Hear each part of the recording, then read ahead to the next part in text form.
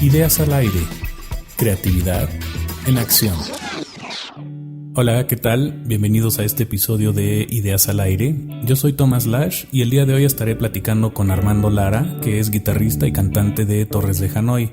Esta banda está por estrenar nuevo disco y me gusta mucho su proceso creativo, en particular la forma en la que componen y cómo conceptualizan el sonido. Además de ser músico, Armando estudia la carrera de comunicación audiovisual y fue mi alumno en uno de los talleres de creatividad. Pues vamos directamente a platicar con él. ¿Cómo estás? Muy bien, gracias. Me gustaría platicar contigo sobre el proceso creativo de la música, en particular, tal vez tú como guitarrista, qué enfoque le das al proceso creativo de generar sonidos o de pulir los sonidos. También platicas un poco de la banda, cómo surgió y algunas otras tendencias de cómo mercadean su material. Sí, pues en cuanto al proceso creativo, por lo regular siempre empezamos con alguna base que yo traiga. Yo empiezo siempre me pongo a tocar y a hacer como figuras, y eso se empieza a quedar y lo empiezo a trabajar. Y las melodías voy tarareando como cosas o en palabras aunque no tengan nada que ver, y a partir de eso empiezo a crear las melodías. Okay. ¿La banda cuándo se formó? ¿Quiénes son los integrantes? ¿Cómo surgió todo este proceso de la creación de la banda? Pues empezamos en la preparatoria. Los integrantes somos es Axel Cisneros, que es el bajista, Jesús Torres, baterista, y yo. Okay. Toco la guitarra y canto. Empezamos en la preparatoria, nada más Axel y yo, como con otros amigos, para los festivales que había y todo eso, tocar covers. Y se empezaron a creer mucho. Y sí, así que tocábamos y todo eso, y ya después, pues de todos los que quedamos, éramos 4, otro chavo que cantaba, otro baterista, Axel y yo. Y después como que fueron perdiendo interés y fue cuando entró Chucho, en el último grado de prepa. O sea que desde un inicio nunca hubo teclados y... No, siempre éramos como muy así orgánico, muy rock. Y ya nada, quedamos, el que cantaba se salió y no había como de otra. Y dije, pues ya ni modo, de aquí que encontramos a alguien más. Y cuando ensayan, por ejemplo, graban los ensayos, o cómo le haces para recordar algunas figuritas, porque luego hay esos accidentes felices que suceden durante los ensayos. ¿Los registraban o simplemente acordabas? No, me acuerdo, antes era como regla que si te acordabas es porque funcionaba. Uh-huh. Y si no, porque era que porque no tal vez había tanto. Otra idea que tenía que surgir. Ajá, aunque ya cuando ya te ponías más en forma a escribir o a componer, sí las grabo por en el celular. Uh-huh. Aunque sea tarareado o con la guitarra o cualquier cosita ahí. Platícame algunas influencias en la guitarra. Híjole, en la guitarra, con influencias, creo que más desde niño de George Harrison, como el sonido como muy limpio, muy tocado, también como muy de dedos. Ese puede ser el primero. Arpegios y esas cosas. Sí. También hay otro que se llama Nels Klein, de Wilco, uh-huh, que también es como un super guitarrista. Tiene como esa onda super de jazz y también como muy rock. Entonces, y toca impresionante. Son como mis dos. Y a Lindsey Buckingham también, de Fleetwood Mac, que es muy de tocar con dedos, y a mí me gusta. Aparte el sonido de Fleetwood Mac con la mandolina y otros instrumentos es muy característico. Es como muy acústico y a la vez también esa onda como combinada con orgánica. Ajá, me gusta demasiado. ¿Qué más te iba a preguntar? Hace rato antes de la entrevista me estabas comentando de cómo cómo generas los sonidos con la guitarra. Es como muy purista el approach, el enfoque. Platícame un poco de cómo generas los sonidos en la guitarra. Pues siempre parto de un sonido limpio, porque muchas de las canciones que hago o que hacemos parten de guitarra acústica. Entonces ese sonido nunca lo pensamos como en distorsión o algo así. Ajá, nos vamos siempre a sonarlo primero como muy limpio, y siempre se me quedó eso.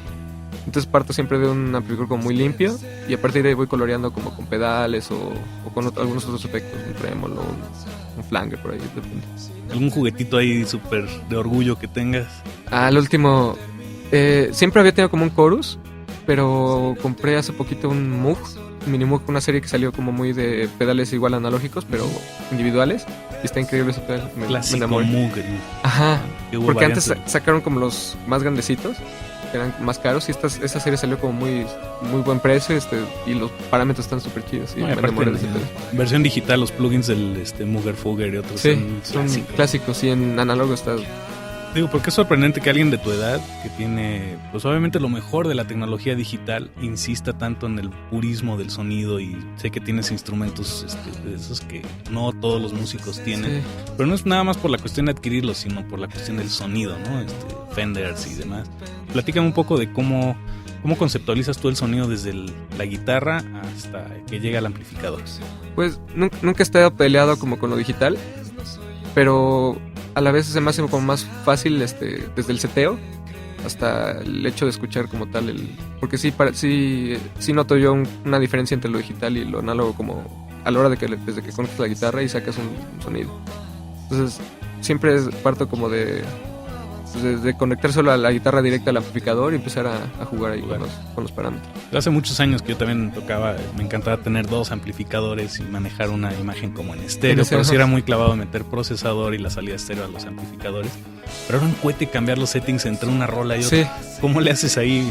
¿O tienes ya como diferentes configuraciones? Sí, bueno, por lo general siempre dejo el amplificador. A veces también combino 2 amplis, pero no en estéreo, solo para darle como un color. Alguno lo dejo más agudo y otro más más gravecito. Más para cubrir como el espectro. Más porque como somos 3, prefiero cubrir como más espacio. Y por lo general el amplificador no lo muevo, lo dejo muy plano. Uh-huh. Y con los pedales es como lo voy modelando. Ajá. Sí, pero polar toda parte como muy igual de la guitarra no muevo nada y a veces nada más cambio como los settings entre cada canción de algún pedal. Okay. Pero muy fácil. Supongo que el sonido lo tienen súper bien pulido, ¿no? En sí. cuestión de que solo son, bueno, no solo, pero son 3 instrumentos, así me imagino tal vez alguien como el cantante Rush, ¿no? Que Ajá. Es impresionante cómo puede tocar una línea de bajo y cantar al mismo tiempo. Sí, exacto. ¿Cómo le haces tú con eso? O sea, ¿cantas líneas melódicas que van de acuerdo con lo que estás tocando o son completamente diferentes? Por lo general sí tienen cierta, no contrapuntó tanto, pero sí la relación sí va muy, muy de la mano con lo que toco. Okay. Aunque pues sí, igual soy muy de rasgueos, entonces pues estoy como muy acostumbrado a esa onda como muy de mariachi. Entonces como muy de tocar chuntata. Ajá, o sea, como muy de rasgueos y combinarlo con la voz. Yo estaba pensando en la canción de Here Comes the Sun, pero bueno, sí, combina como rasgueo, arpegio y la melodía va de acuerdo con la guitarra. Con la guitarra, y es una canción súper alegre, bien pegajosa, pero no tiene nada de fácil, es una canción complicada, ¿no? Sí. Es de dónde pones el capotraste. Sí, exacto. No sé, platícame algo de lo que estés muy orgulloso en cuestión de composición, tal vez algún nombre, una rola en particular. Pues ahorita que terminamos el segundo disco, creo que empezamos como a madurar tanto como de composición uh-huh. y igual en cuanto a letras. Y en general todo el disco estoy demasiado orgulloso de cómo quedamos, porque nos enfocamos mucho ahora sí en checar melodías, en las estructuras de las canciones, cambiamos y no nos gustaban. Íbamos como jugando más, okay. a comparación del pasado, que fue como más espontáneo.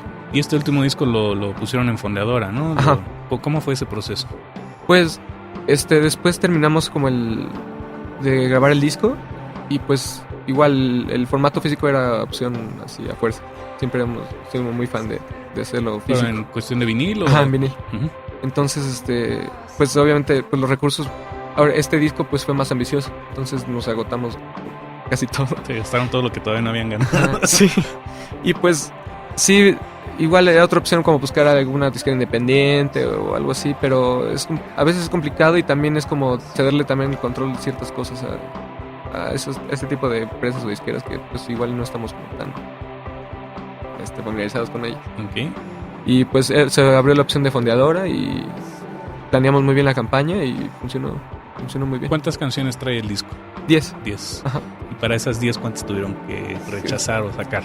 Hicimos una preproducción inicial y sacamos como 18 canciones, entre completas que les faltaba letra, ideas, pero 18 en general. Y las 8 quitamos y ya quedamos con las 10. Y mencióname 2 que más te gusten de ese disco. Hay una que se llama Líneas Paralelas, que está como muy synth pop, como que nos metimos mucho a la onda de los sintetizadores por ahí, y entonces combina como muy bien la etapa de antes de la banda, que era como muy de tocar muy orgánico, y también con eso como muy de sintetizador. Okay. Entonces, chida. Y también me gusta otra que se llama Más Cerca, que fue la primera que sacamos, que es como, igual nos metimos como otra onda como muy shoegaze, y tiene por ahí como mucho ambiente, muy crowd, así está súper padre. ¿Habrá chance que nos prestes esas canciones para ponerlas ¿sí? de fondo? ¿Prefieres que sean de fondo o mejor al final? Es igual, como sí. Y ahorita que mencionas sintetizadores, ¿le has entrado alguna vez a procesos MIDI y esas cosas o no? No, sí, he tenido como muchas ganas, Pero, híjole, siempre me ha costado como trabajo igual como entre la computadora y estar programando eso. Y me refiero también a cuestiones de MIDI. No sé si has visto estas guitarritas nuevas como... Sí. Pues no sé, hay diferentes variantes de guitarras, ¿no? Pero la Jamstick es una que a mí me llamó mucho la atención. Que simplemente son 5 trastes, pero tienes el sentido de tocar con cuerdas, un instrumento virtual. Sí, en cuanto a MIDI me gusta más como en cuanto a sintes o quizá como algunas secuencias de baterías o algo así. En cuanto a guitarra sí sigo siendo más... No, pero tal vez con la guitarra tal vez puedes ejecutar otras cosas, ¿no? Como en la época de Peter Frampton que hicieron como artilugio que era una manguera conectada a una bocina, ¿no? El Talkbox. El Talkbox. Que fue creado por Bob Heil y demás. O el de Yes que toca literal con MIDI. ¿Sí? Entonces jala un amplificador, una pedalera y todo va a MIDI.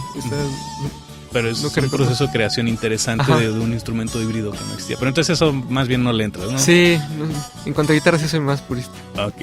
¿Y los otros chavos de la banda como también piensan así o son más clavados en otro sentido? Pues no, estamos como igual, nos movemos muy parejo en cuanto a... O sea, siempre queremos ser como algo diferente, como en buscar otros sonidos o algo así, pero nos movemos muy parejos, como en cuanto a buscar sonidos, en meter cosas. Bandas contemporáneas que mi generación tal vez nunca oyó ni nunca oirá. ¿Qué bandas nos recomiendas escuchar a los... seguimos siendo jóvenes, pero a la gente de mi generación? Pues... No es como 2000s y hasta acaba de sacar un disco súper bueno que se llama Deer Hunter. ¿Sí? Y sus discos son como muy... A mí me gustan demasiado. Son arriesgados también y tienen como esa onda entre pop, pero muy elegante también. Entonces me gusta demasiado Deer Hunter. Justo acabo de comprar un disco también de una... Se llama Phantom Horse. Es una disquera de aquí en México que es Sumo Rex. ¿Sí? Pero son alemanes ellos. Casi firman a puro extranjero. Y es como crowd con muy de sintetizador, muy electrónico. Ya está increíble. ¿Y quién más? Jim O'Rourke también, que está desde los 80s, pero igual este año sacó un disco súper bueno. Y tiene esa onda es muy avant-garde. Y tiene desde cosas super pop hasta muy elaboradas, muy de acústico. Está increíble. Cualquier disco de... Y digo, pensando en que tú tienes tal vez lo bueno de tu generación más lo bueno de lo que hacíamos a la antigüita, en cuestión de sonidos, en cuestión de usar análogo. ¿Qué opinas de estas plataformas como Spotify, el Apple Music y demás, SoundCloud, etcétera, como para promover tus discos? Pues, o sea, para las bandas emergentes o que son nuevas, pues... son unas plataformas increíbles porque con un clic ya te escucha. Pero si lo ves del lado como también del negocio, realmente pues, no está nada padre. O sea, es como un mal que tienes que tomar a fuerzas porque pues en Spotify realmente no hay una ganancia tan... Hay gran exposición, pero hay también tiene que ser relevante y tiene que ser en el contexto. Ajá. Y por ejemplo SoundCloud, que se me hace una plataforma muy buena, pero aquí todavía no estamos como tan familiarizados con SoundCloud como en otros países que sí hay gente que se pone a buscar y cosas nuevas. Aquí solo con hay muchos músicos que están vendiendo su música en versión comercial y también en versión Creative Commons. Sí. Demás. Pero pues sí es otro... O con Bandcamp que también salió. Entonces. Y se me fue ahorita el avión de algo que te quería preguntar relacionado con Creative Commons. Por ejemplo, en SoundCloud, ¿ustedes tienen alguna cuenta en SoundCloud? Sí. Supongo que sí, ¿no? Ajá. ¿Dónde los pueden buscar o dónde pueden escuchar música de ustedes? En cualquier plataforma estamos en SoundCloud, en Deezer, en Apple Music, en iTunes que ya está decayendo, pero en iTunes, en Spotify también. Esas son como las básicas y YouTube y Facebook. Okay. Para buscarlos, Torres de Hanoi con H, ¿verdad? Así es. H-A-N-O-I. Ajá. Okay. Pues no sé, algo que quieras recomendar a la gente que nos escucha, alguna influencia, algún libro, alguna referencia, algún recurso online que les convenga checar.